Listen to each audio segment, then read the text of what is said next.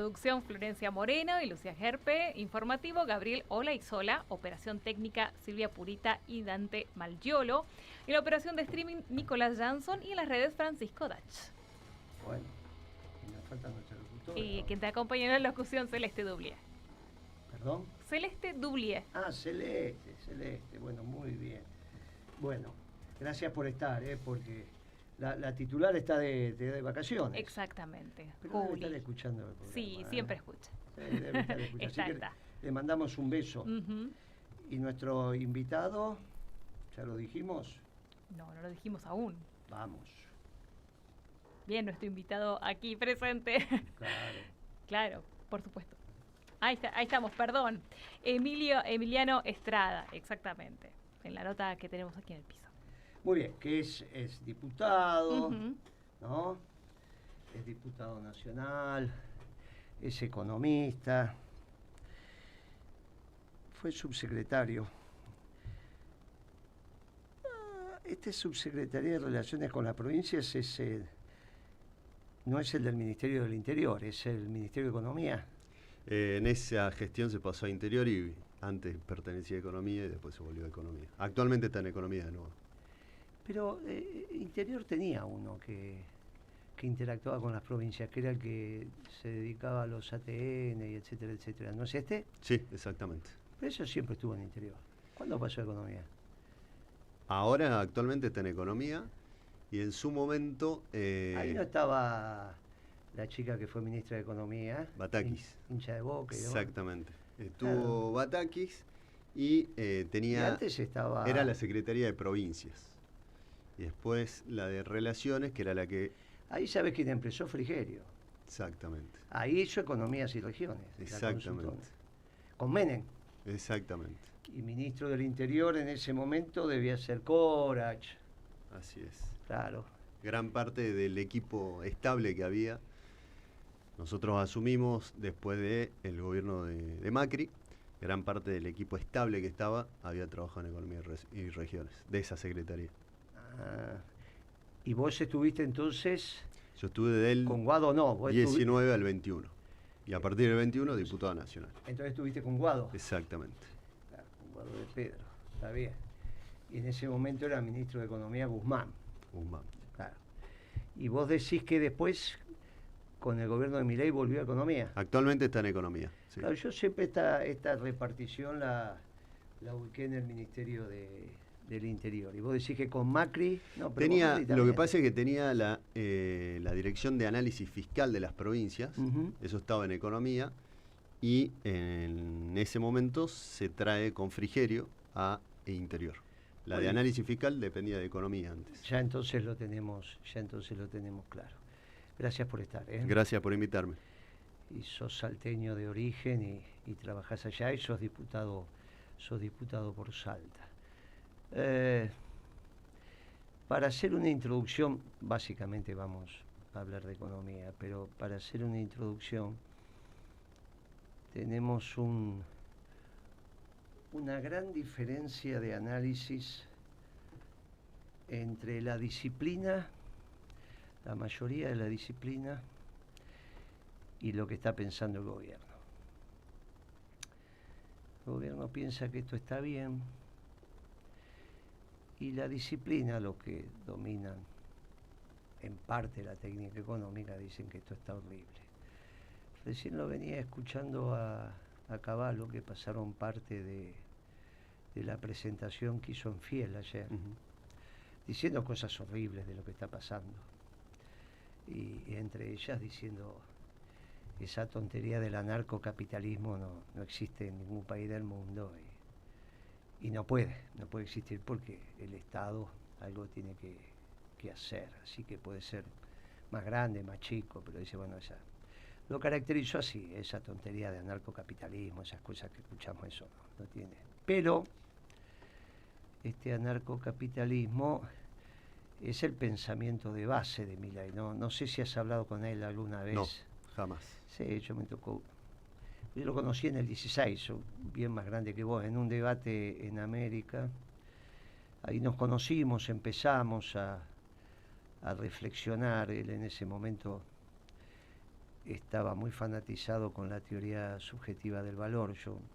Entonces empecé con la teoría objetiva, que hay una sola clase de hombres que trabajan, que esto de pensar que el precio lo puede definir el que compra es una cosa rara, que no violenta el sentido común, ¿no? Para alguien que nunca ejerció el comercio, que nunca produjo nada, que nunca estuvo cuando sacas un producto le pones la lista de precios y a la carga. Después puede ser que en una especie de remate se convalide o no se convalide. Por ejemplo, el mercado central es un momento sistemático de remate. Aunque no haya un remate físico en sí, si bien en una época había, el regateo entre comprador y vendedor hace, pero arrancás con un precio, que es el que pone el vendedor. Y ahí se armó un debate interesante. Después siguieron en América cruzándonos. Después tuvimos variadas reuniones, variadas, muchas. Incluso venía con economistas del SEMA, venía con Giacomini, sí. éramos varios, que nos juntábamos durante el gobierno de Macri a decir que eso que estaba haciendo no iba ni para atrás ni para adelante. En esa época él era asesor de Sturzenegger en el Banco Central. Sturzenegger decía una sarta de tonterías y él trataba de justificar esas tonterías porque tenía parte de su sueldo ahí, pero en el fondo no las defendía. Pero ahí él empezó a expresar un pensamiento anárquico, y como alguna vez había leído yo esta estupidez, le dije, pero vos entonces sos anarcocapitalista, y me dice, sí, yo soy anarcocapitalista, y a partir de él lo pudiste encuadrar. Bien. El pensamiento de Milei es anarcocapitalista, no la acción es de Caputo. Y por lo tanto todo lo que está haciendo es una payasada, ¿no? Está haciendo. Pero el conjunto de la disciplina hoy le está diciendo que está equivocado. Las reservas, ¿qué dice Cavallo? Mira, juntar reservas, tener reservas negativas, juntar reservas, pibe, porque ¿cómo vas a pensar que puede haber un techo para el dólar si vos no tenés reserva y no lo podés defender? ¿Qué vas a pedir siempre? Esto no, llega un momento en que no podés esto. Le dice, resolvé el tema fiscal, hacés que lo resolviste, pero en realidad porque no pagás los intereses de la deuda. Sorprendentemente pusieron un presupuesto con déficit comercial. Está dando superávit, pero ellos presentaron que es lo que vos estás discutiendo, con déficit comercial. O sea que tiene que haber un déficit enorme en noviembre y en diciembre para que los números se le den vuelta. Están planteando como 2.000 y pico de millones de déficit comercial. En fin, tienen un desorden macroeconómico a toda prueba. Y ahora que tuvieron este resultado electoral, ya desde el 26 de octubre que la cosa en el mercado se puso muy difícil para la economía real. Vos sabés que acá todos los días decimos las empresas que están con problemas. Hoy, bueno, aparece la Suipachense y aparecen varias empresas que tenemos con problemas y las que no salen.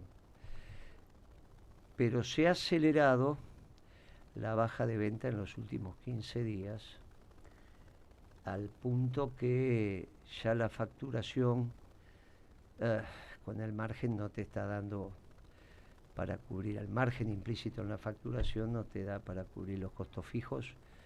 Hoy por lo menos tuve 3 casos directos. Llamaron, me dicen, no da, ¿qué hacemos? Esto ya va.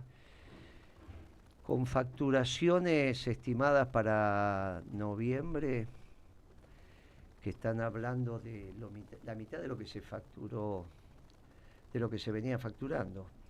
Vos venías 10, de lo que venía facturando, no estoy diciendo lo que facturaste. Yo con respecto a lo que facturé en el 2015, está bajo un 50% al 2015. Con respecto al 2023, y estás como un 20% abajo, 20 y pico. Y con respecto al año pasado, ya estás abajo ahora de vuelta. Venías ahí y ahora estás abajo. Pero abajo bravo. Ayer la Cunza, que fue el último ministro de Economía de Macri, después que Macri dice que se van a presentar como PRO en el 27, saca un WhatsApp, un gráfico ahí, donde dice los sectores que están creando empleo, que les va bien, crean empleo muy poco, porque no son... Y los que están muy mal son los que generan empleo. Por lo tanto, cuiden la gobernabilidad. Y vos sabés que un gobierno necesita tener ordenado lo institucional. Lo consigo con estas elecciones. Ya no hay posibilidad de un juicio político y todas esas cosas que estuve insistiendo durante bastante tiempo. Pues este pibe está chapita. Pero tenés que tener controlada la calle también. Mubarak es el ejemplo más notable de esto, el que era presidente de Egipto, ¿no? Terminó en una jaula. Y se murió en la jaula, se murió ahí en el... si no estaría Luis XVI también todavía. No sé, a la calle. Y yo creo que este es un punto que el gobierno tendría que tener en cuenta. No sé cuáles son los resortes. Y no tiene nada que ver la política en esto. Nosotros, al menos yo desde la política, intenté que tuviera una salida institucional que no la tuvo. Y ahora ya es difícil. Y encima hay que decirle entonces a los negocios que es lo que me pasó. Che, 2 años más no aguanto.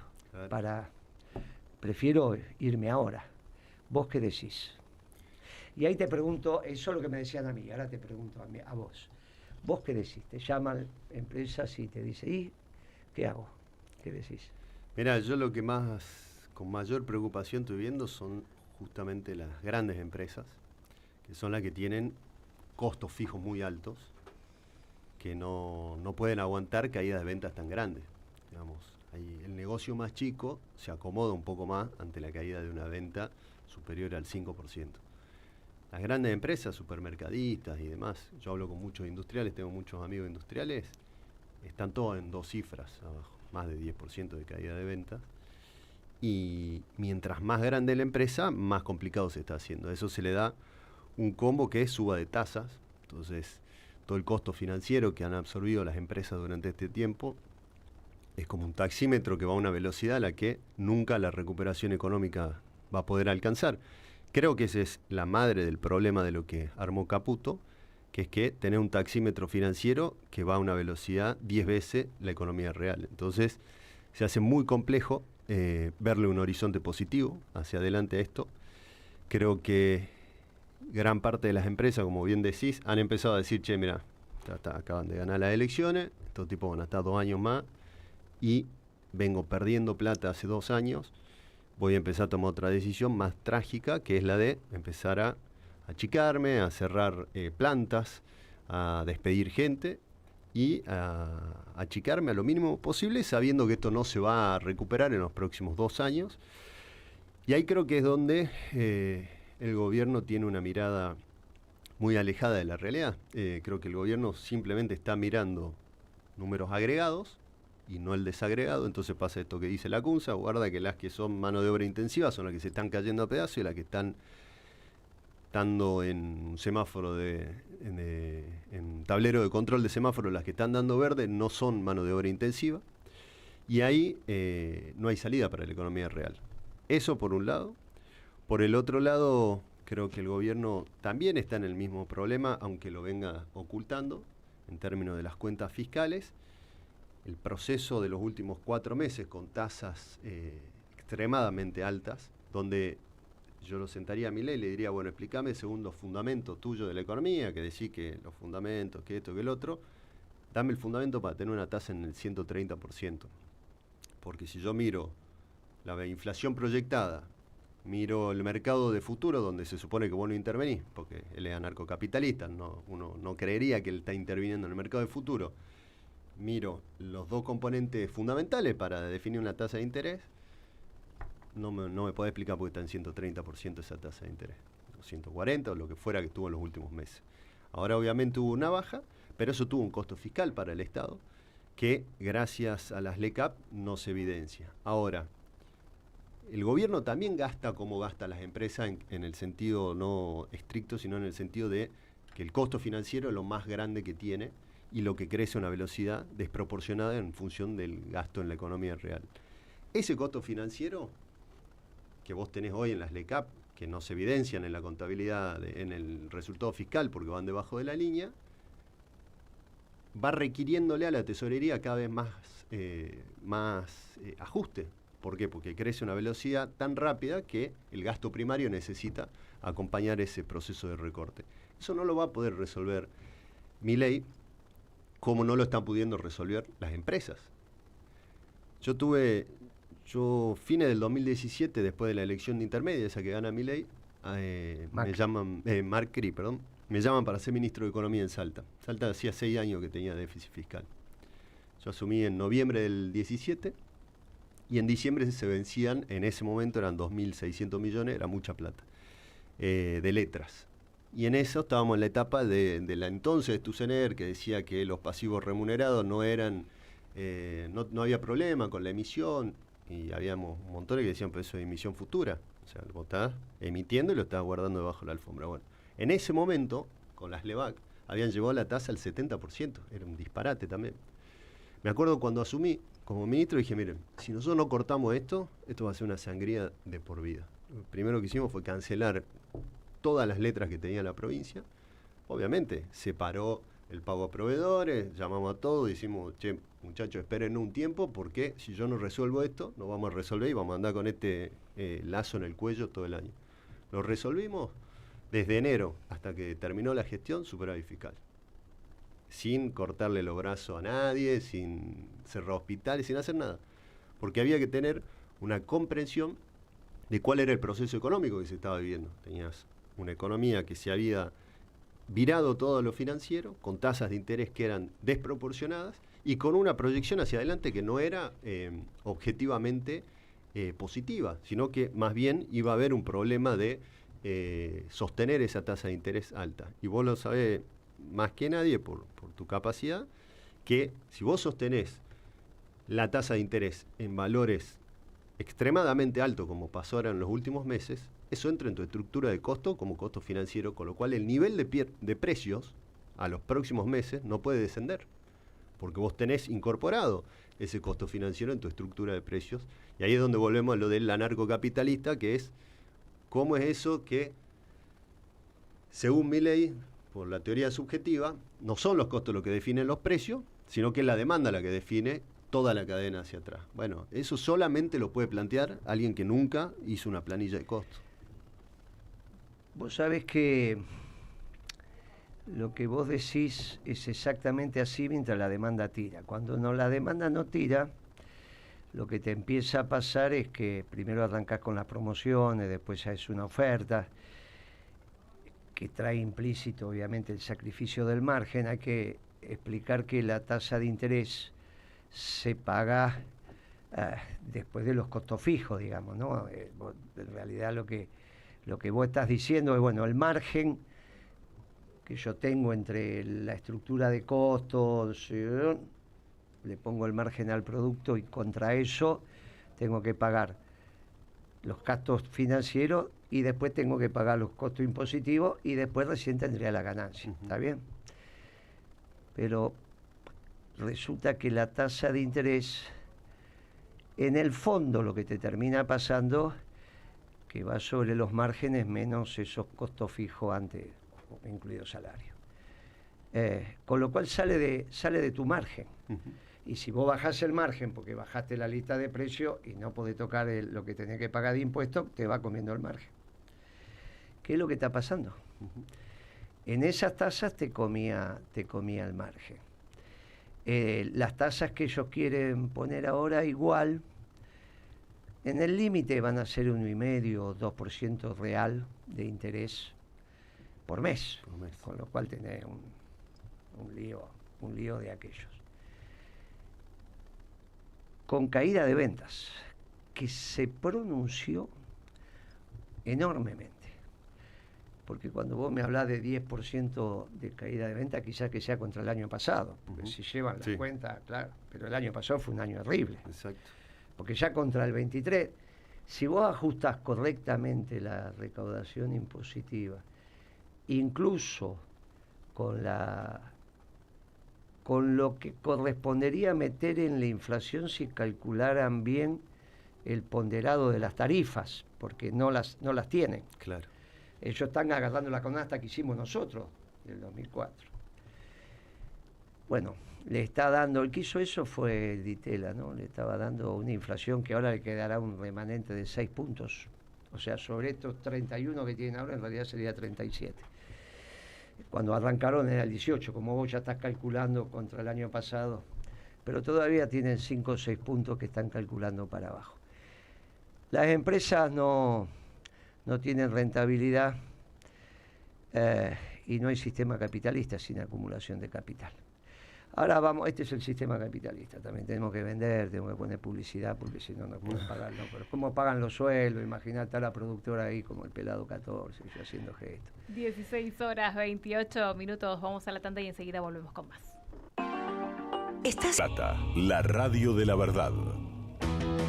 Seguimos en Volver a lo Nuestro, hasta las 17, discutiendo los temas que importan con Guillermo Moreno, en Del Plata, la radio de la verdad. Los empresarios, Salta tiene una característica, te llaman de La Matanza, te llaman del Cordón del Rosario, te llaman del puerto de Mar del Plata. Parte de lo que pasa que no hacen la zafra, no salen el precio del combustible. Hay una relación directa, digamos, ¿no? Y entonces la dejan pasar, no le da, piensan que no van a tener la captura. ¿Cuál es el consejo? El consejo principal es que no esperen un cambio de perspectiva. Creo que eso ya les pasó con Macri a muchos, con esta historia de la luz al final del túnel, entonces terminan diagramando los próximos 2 años en función de que va a mejorar algo. Eso no va a ser así. Segundo, que entiendan que no se puede disociar consumidor de trabajador, con lo cual, si el mercado laboral te está mostrando que está creciendo el desempleo, porque están vendiendo menos, bueno, por todo lo que ya hemos hablado, no va a haber más mercado. Si no hay trabajador, no hay mercado. Y que también es una trampa para muchos de los empresarios, porque los empresarios, para mi criterio, cuando hablo hay una generación de industriales jóvenes, sub 40 te diría, con la que tengo mucho vínculo, y siempre les digo, guarda con entrar en dos fases de la trampa Milei. Una es esta, no entender que si no hay trabajador no hay consumidor. Porque ¿qué están haciendo muchos de estos empresarios para, no por malos, sino para buscarle la vuelta a la situación? Se están yendo a la feria del Cantón en China, se están yendo acá, allá, para ver qué pueden traer. Te doy un ejemplo concreto. Amigo industrial que tiene una cerámica. Me dice, mirá, yo saco el piso, el naranja, el más popular, a costo a lo que traigo porcelanato brasilero, en Salta, ¿no? No puedo hacer nada contra eso, no puedo competir. Entonces empiezan a ir a la feria a ver qué van a traer. Digo, guarda, porque cuando todos se vayan a importar cosas, nadie va a tener trabajador, con lo cual ahí no hay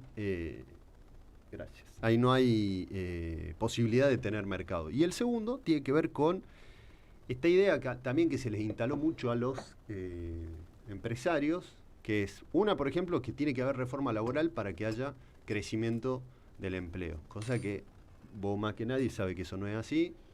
Post-crisis 2001 no hubo reforma laboral y se crearon millones de puestos de trabajo. Pero además están entrando en la faceta, creo yo, ahora después de ganar la elección, con esta historia de que bajando impuestos se resuelve el problema de los empresarios.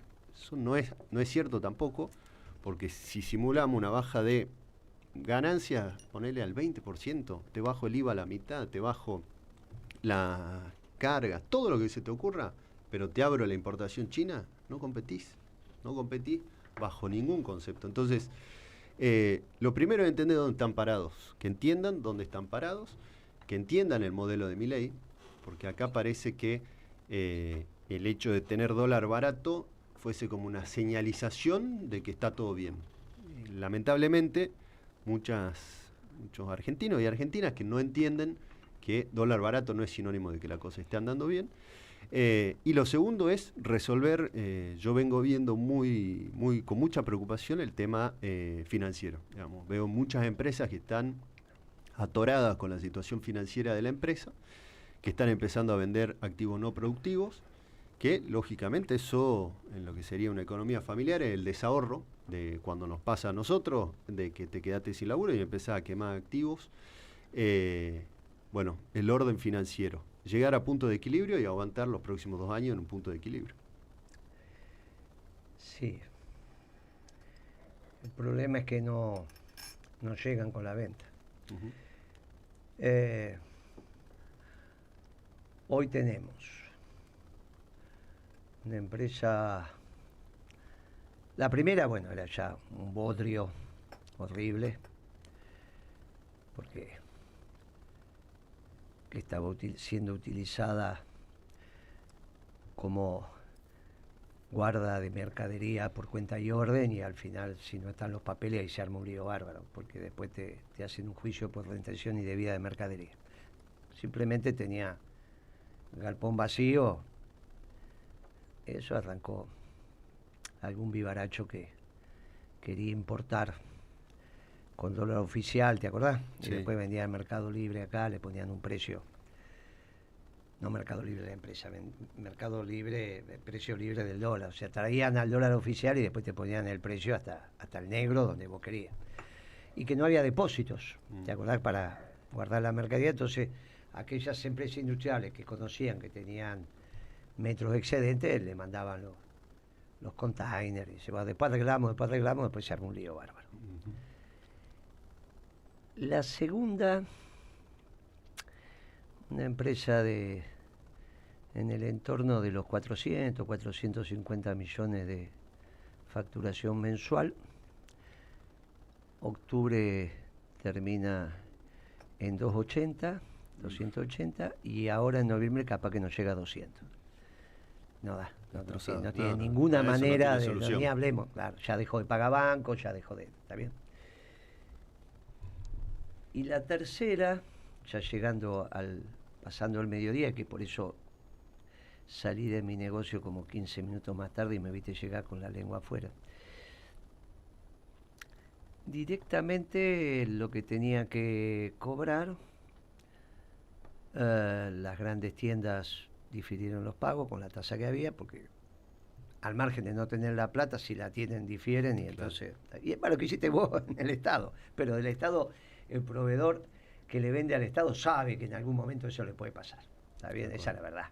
Vos vas a la cámara de proveedores y le decís, mira, muchachos, así te miran duro, empiezan a lloriquear, pero ellos saben a la larga que ese es una regla de juego que se puede dar, y que es el ABC del cambio de ministro, digamos, ¿no? Es el ABC, se ponen de acuerdo, lo hacen, y ya la Cámara sabe que... En el caso del sector privado no es tan así, porque las cosas vienen justitas. Entonces, difirieron los pagos 3 meses, suspendieron las órdenes de compra, porque ahí vos firmás contratos, ¿viste? Por la ley de los grandes números, sabes lo que vas vendiendo. Claro. Sabes lo que vas comprando, sabes.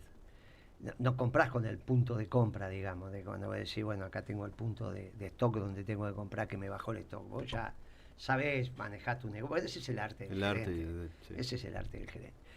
Ahí hace la diferencia el gerente, y por eso se lleva a la que se lleva. Si vos tenés un gerente bueno, eso lo sabe hacer. Que en general los gerentes de esos lugares son muchachos que fueron haciendo toda la escalerita, arrancaron demostrador, vendiendo al público, bla, bla, bla, bla, y entonces tienen el mercado en la cabeza, ese es su conocimiento. Pero le suspenden la orden de compra, entonces te queda stock, porque no se lo vas a entregar, y lo que tenías que cobrar no te paga. Claro. Con lo cual quedaste prisionero. Y se arman unos líos. Así fue la mañana a mi propio negocio, que es un espanto lo que está pasando. Hoy es el día que recibo a los vendedores, gente con mucha experiencia, la mía, están diciendo pocas veces vimos esto. De gente que no puede pagar y se pone a llorar, ¿eh? No es normal en mi gremio eso. Mira. En mi gremio no es normal. Así fue el día de hoy. ¿Y a qué le adjudica esa gente las situaciones? Bueno, Algunos dicen, compré mal, se me fue la mano, pensé que esto iba a estar. No hay el salto todavía. No culpan a la generalidad, digamos. Bueno, esto te dicen, esto no va, pero hay un 40 que lo votó. No es que ganó las elecciones, sacó un 40, no sacó más, en realidad las perdió. Si en el peronismo hubiésemos ido todos juntos, sí, sacábamos 45, 46. Porque en Entre Ríos, los votos de Michel, ¿a dónde fueron a parar? En Santa Cruz, los votos de Vidal, ¿a dónde fueron a parar? Los votos de los hermanos mendocinos, que sacaron el 25, ¿a dónde fueron a parar? Los votos de Schiaretti, ¿a dónde fueron? No se sabe. Nadie hizo esa cuenta. La hicimos nosotros. Te termina dando de acuerdo los votos de Burlando. ¿Vos qué te pensás? ¿Que los radicales votaron a Burlando? Burlando sacó el 2,8. Sobre el 40 es 1. Por ahí, ¿está bien? 9 y pico. 0,90. O sea, no es que vos tenés 0,9, no te creas que no es nada, ¿eh? Él sacó el 3%, 2,8. El 3 del 40 es 1,20. Sacó el 2,8 del 39, 38, bueno, ponele que sea 0,95. Claro. 0,1%, ¿eh? Del total te estoy hablando, ¿eh? Claro, claro. Y lo mismo tenés con Randazzo, parecido. O sea que ya ahí tenés los votos del Frente Renovador de Misiones. ¿A dónde fue a parar? Porque vos le preguntás a los misioneros y dicen, son todos peronistas los que votan acá. Algún radical, habrá, qué sé yo, puede ser. Pero la mayoría son peronistas. Cuando vos sumás todos esos votos, depende cómo los ponga, cómo los sume, que ya estás entre 43 y 46%. El peronismo hubiese hecho una buena elección. Pero te dicen, bueno, a estar haciendo algo mal. Lo primero es, estoy haciendo algo mal. Después vos tenés que explicarle que las circunstancias, si es cliente tuyo, porque el tipo se deprime, ¿eh? Llega a la casa, se pelea con la mujer, se pelea con el hijo.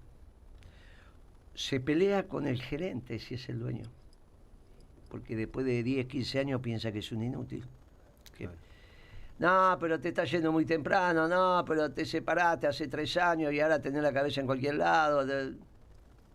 Eso pasa. Vos me hablaste de las grandes empresas, eso pasa en las grandes empresas. Una de las principales empresas alimenticias, no es cliente mío, pero me entero por el mercado. Yo lo conocí a Pagani y la verdad que un gran empresario. Cuando piensa en la Argentina la piensa mal, porque se fue a estudiar a Chicago. Era el debate que te, ¿a dónde te mandaron a estudiar? Pagani, déjate de joder. Bueno, me decía, pero yo no aplico lo que estudié en Chicago. Y la verdad que por eso sos bueno, le dice. Y llegué a decir yo públicamente que era de los mejores empresarios. Se jubiló. Viste que cada tanto estas grandes empresas... Y pusieron un muchacho financiero. Y claro, empezó a bajar esto por el costo de oportunidad y todas esas pavadas. Y hoy salió que está con un lío bárbaro en los rendimientos de la compañía. Hay cabezas, ojo, que a veces, por eso cuando me acuerdo que en el gobierno de Macri, uno que ahora es gobernador empezó a hablar del gobierno de los CIOs. Y yo me acuerdo que lo corregí, después no lo dijo más. Le dije, mira, amigos, este es el gobierno de los gerentes de relaciones institucionales, que son los que cometean a los funcionarios. Claro. Si fuera el gobierno de los CIO, sabrían lo que tienen que hacer. Claro. Porque eso labura. Claro. Dice, no, pero ese es un CIO. No, el CIO labura todo el día. Ahí te hago un paréntesis. Yo tengo un familiar que es gerente de planta en Campiña, en San Pablo, sí, en Arcor. Sí. Y estuve ahora hace poco ahí. Le digo, a ver, vamos un día, nos sentemos, le digo, mostrame los números, qué precio pagan por el mega, qué precio pagan un salario promedio del operario, Le digo, ¿tenés lo de Argentina? Sí. Empieza a mostrar.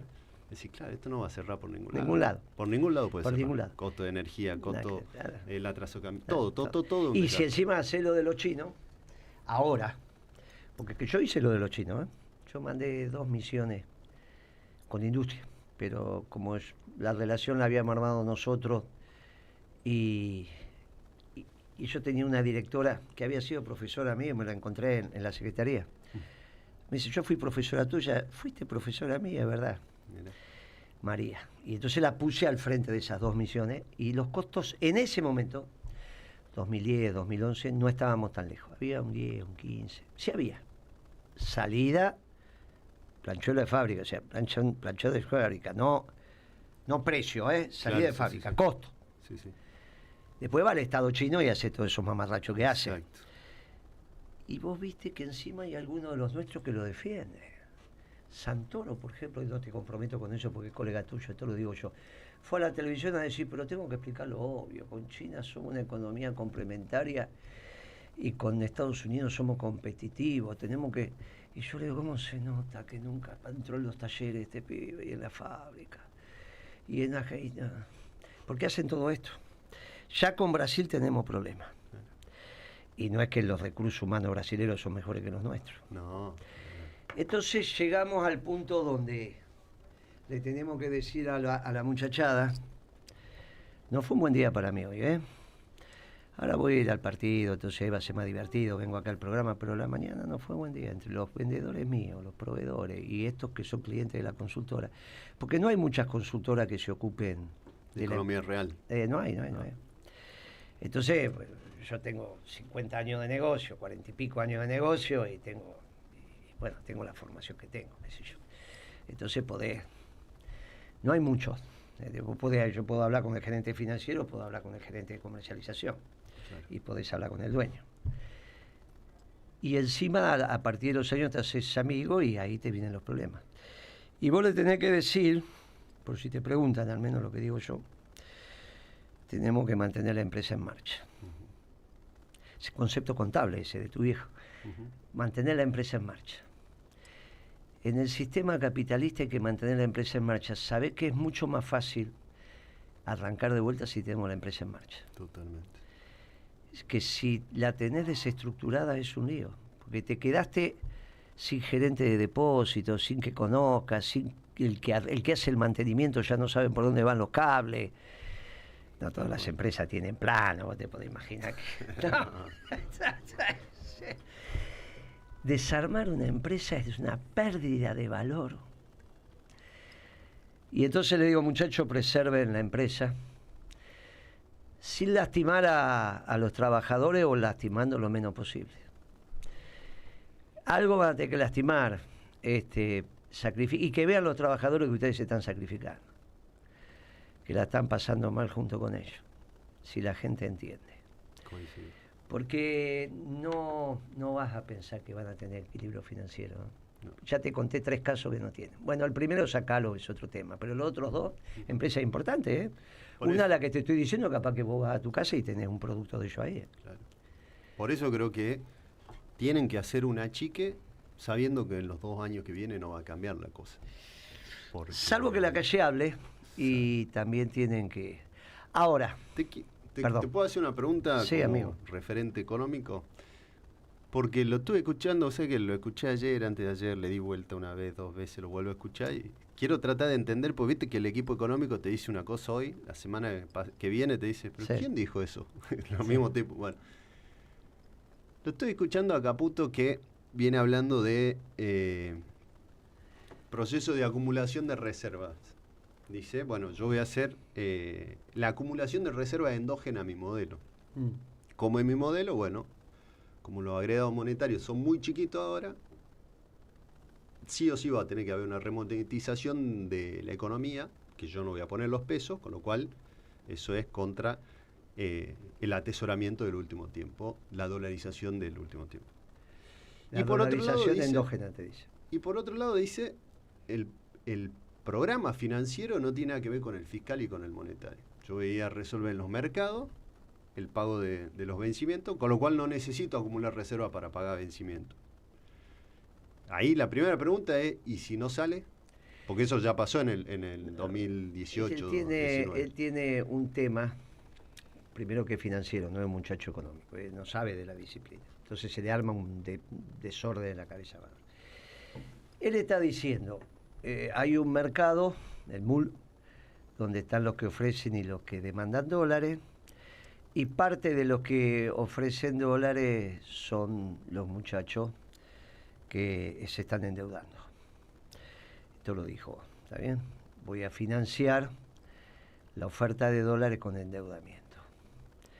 Claro, si en realidad la oferta de dólares, porque te viene mucha obligación negociable y bla, bla, bla, bla, bla, bla, te tira el tipo de cambio para abajo, vas a tener un problema vinculado a la economía real por la balanza comercial, que es lo mismo que ellos están pensando que van a tener déficit.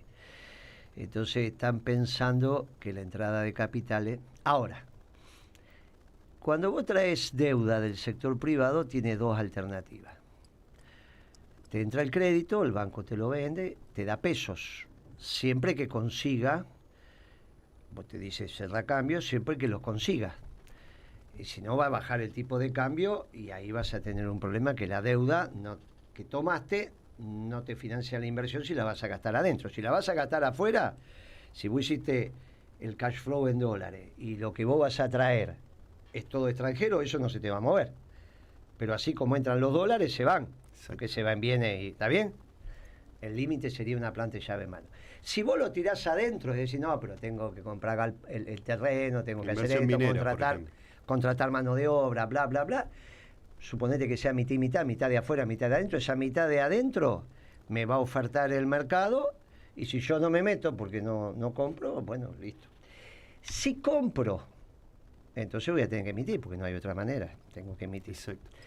Si ya no, dijo que no va a hacer bueno, eso. Si no compro, entonces el tipo de cambio me va a ir para abajo y cada vez se le va a armar un lío peor de competitividad. Con lo cual, el propio cash flow que hiciste te empieza a no dar. Exacto. Ahí te hago una pregunta, para ver qué tienen ellos en la cabeza.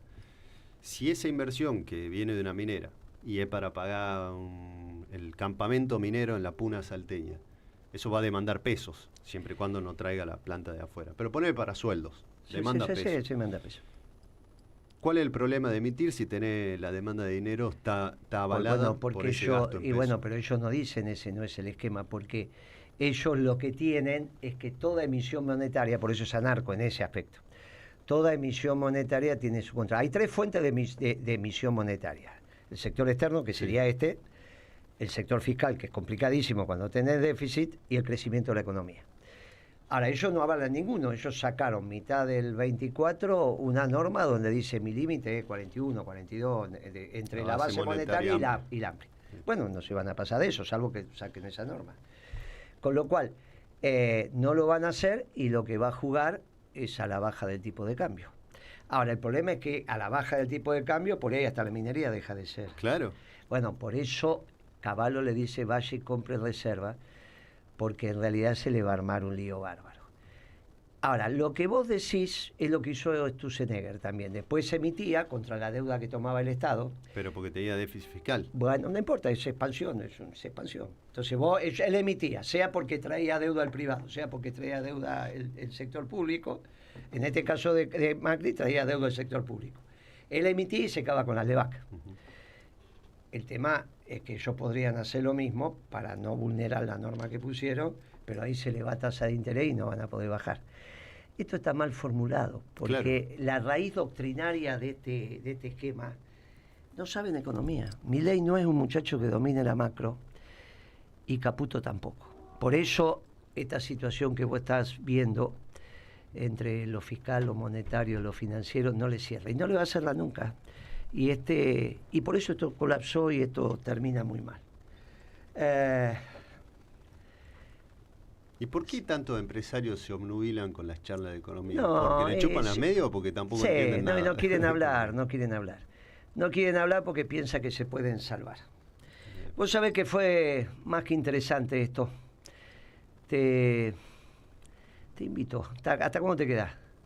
Me vuelvo esta noche y la semana que viene estoy de nuevo acá. Dale, ¿te venís la semana que viene? Dale, con gusto. Venite el jueves. ¿Te queda cómodo el jueves, que es el día que te decís? ¿Puede ser? Miércoles, no estoy, martes. Martes. ¿Te Dale, va? Martes. Martes. El martes que viene, si no es este martes, el otro martes te espero. Veo con la producción y te viene. Muy, muy grata la charla. Igualmente. Espero que del otro lado hayan entendido algo. Nos podemos hablar entre dos. Me gusta un economista, un joven que maneje el léxico para que entiendan del otro lado. Está bueno, está bueno. Aquella está haciendo señas, como el 14, mi madre. Un fuerte abrazo peronista, hasta luego.